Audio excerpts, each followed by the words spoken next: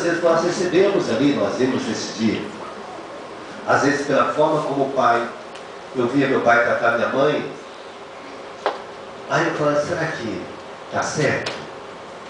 Né? Às vezes a forma como o pai dirige a mãe, ou como a mãe dirige o pai, ou como a mãe fala pra gente, né? Ah, seu pai não tem jeito, não vale nada, né? Pronto. Como é que eu vou respeitar esse homem que não vale nada depois? Vou crescer não respeitando ele.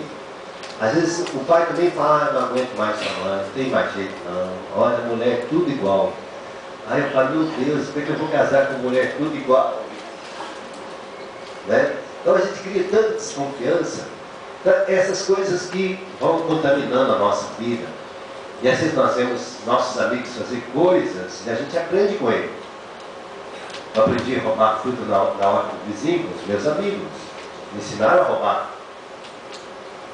Então a gente vai se contaminando com tantas coisas porque elas se apresentam para nós de uma forma boa. Não, não tem problema. E é interessante que as pessoas dizem, não tem problema. Não, e fazer isso de vez em quando não é pecado. Olha, nega o pecado. Então nós vamos vendo que a nossa vida era muito fácil de ser viciada.